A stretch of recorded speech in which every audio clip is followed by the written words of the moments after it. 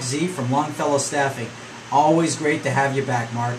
Good afternoon, Jeff. Always great to be back. Oh, that's great. Thanks for this honor. I'm really excited to be with you again. Oh, well, it's my pleasure. You know, it's always, I could have you here all the time, Mark. And would you like to introduce our next guest? Well, I'd love to. In fact, we are going to be hearing from Denise Murphy today. And Denise is a partner with Rubin and Rudman, specializing in employment law. And we enjoyed Denise's appearance about a week or so ago so much. Denise, it was nice to come back. Denise, good to see you this afternoon. Thank you both very much for having me back. I've really enjoyed my last time here, and I'm looking forward to this discussion as well. Great. So what's the topic you wanted to talk to us about today? Today is a topic that I think is near and dear to almost every entrepreneur, every small business person, every large business person. We're going to talk about Massachusetts law and independent contractor status.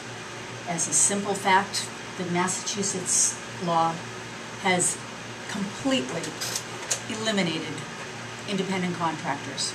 Ouch. It's an ouch. Most people don't understand that. Most attorneys don't understand that, let alone Right. companies. It's an educational process. So I'd like you to go through the mechanics of what this means, because you know, there are so many companies, small businesses that are using contracts. I think about, I'm going to separate it from us in the room, I'm thinking about those small virtual PR firms where everybody's a contractor. That's actually a very good example. And I was thinking along the same lines when I was trying to come up with an appropriate example.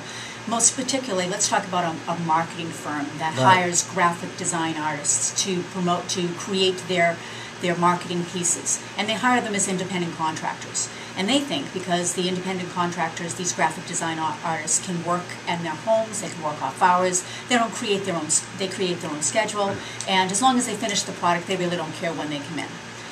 So most employers would consider them to be an independent contractor. Under Massachusetts law, that is not true. There's a three-pronged test, and it's very, very particular. And what you need to understand is that these three prongs, every single one of the component parts has to be met, or you are not an independent contractor. The first prong is freedom from control. I, as an employer, do not control you. You make your own hours. You do the work when you think you can. You work for other people.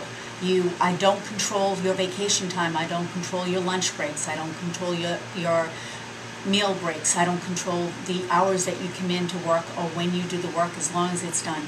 Complete and total freedom from control. The second prong is a little bit different, and that actually tends to be the most difficult prong. It's the service that the person provides is outside the usual course of the employer's business. Now, what that means... Oh, that's tricky. That's very tricky. So, to break it down, is the service that's going to be offered, is it an incidental part of the business, or is it a necessary part of the business? So even if somebody does do, let's say, that particular service for a living, and it's, you know, and they have, let's say, 3 or 4 other people who pay them, 3 other firms that pay them, but that's an essential service for the firm, and they're spending, let's say, over 20 hours a week on that one project, that would be called an employee. That's correct.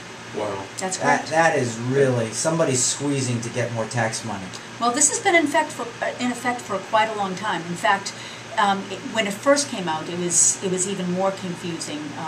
Workers' Compensation Bureau took a real strong interest in this, and they started to enforce this. And the Attorney Generals came out with an advisory opinion in 2008 that sets forth the parameters of the three-point test. The law, by the way, the independent contractor law, is Mass General Laws, Chapter 149, Section 148. It sets forth each one of these prongs. In the third part of the prong is that it is what the person does is a service that they customarily do. So I'm a graphic artist. That's what I do for a living. It's what I usually and customarily do for everyone else. It's not an occasional thing. It's not a hobby. So each one of these component parts must be met. And the most difficult to meet, and the hardest one to convince people about, is really the second prong. Let me give you an example of what an incidental part would be.